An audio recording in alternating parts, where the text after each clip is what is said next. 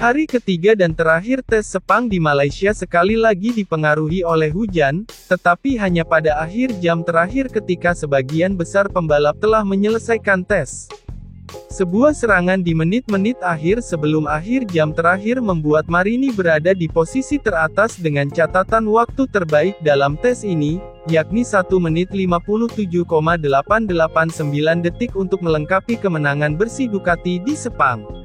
Awal yang basah saat lintasan dibuka pada pukul 10 pagi waktu setempat membuat sebagian besar pembalap tetap berada di dalam garasi mereka, dengan Johan Zarco dari Pramac yang keluar sebentar untuk mencatatkan satu-satunya waktu putaran 2 menit 10,411 detik.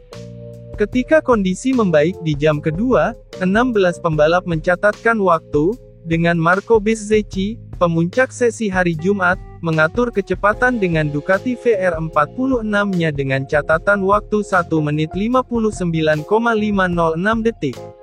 Ia dikalahkan oleh rekan setimnya, Marini, pada menit ketiga, yang melesat dengan catatan waktu 1:58.642 detik, sebelum Jorge Martin dari Pramac Ducati mengambil alih pada menit keempat dengan catatan waktu 1:58.204 detik.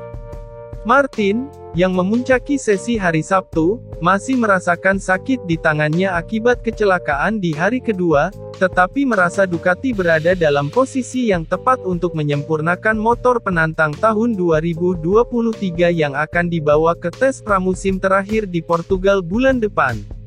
Catatan waktu pembalap Pramac menjadi tolok ukur hingga 90 menit terakhir ketika Maverick Vinales dari Aprilia, yang sempat terhenti karena masalah teknis pada hari itu, naik ke posisi teratas dengan catatan waktu 1:58.136 detik. Ia memperbaiki catatan waktu tersebut di lap berikutnya, dan berhasil meraih waktu ke-10, meski tidak cukup untuk membuatnya tetap berada di puncak catatan waktu. Dengan 1 jam dan 10 menit tersisa, Marini berhasil naik ke posisi teratas dengan catatan waktu 1:57.889 detik yang membawanya ke garis finish sebagai pembalap tercepat dalam tes Sepang 2023 dengan Ducati 2022.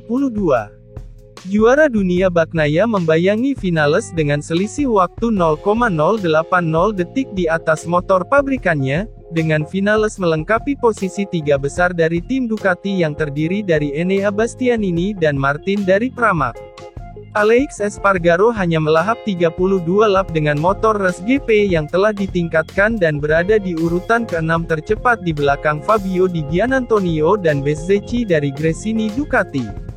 Marquez bersaudara melengkapi posisi 10 besar, dengan Alex Marquez yang menggunakan motor Gresini Ducati lebih cepat 0,281 detik dari motor pabrikan Honda milik Marc Marquez, yang fokus pada 2 dari 3 motor prototipe RC213V 2023 yang digunakannya di Sepang pada hari terakhir. Raul Fernandez berada di urutan ke-11 di atas RNF Aprilia di depan Joan Mir dari Honda dan pembalap Tech 3 Gas-Gas, Pol Espargaro, dengan Brad Binder membayangi di belakangnya di tim pabrikannya, KTM. Zarco yang menjadi pembalap tercepat di sesi pertama berada di urutan ke-15 di depan Jack Miller dari KTM, yang mengalami kecelakaan di hari terakhir, sementara Yamaha dari tim pabrikan Fabio Quartararo dan Franco Morbidelli berada di urutan ke-19 dan ke-20. Tes pramusim akan berlanjut di Portugal pada 11-12 Maret.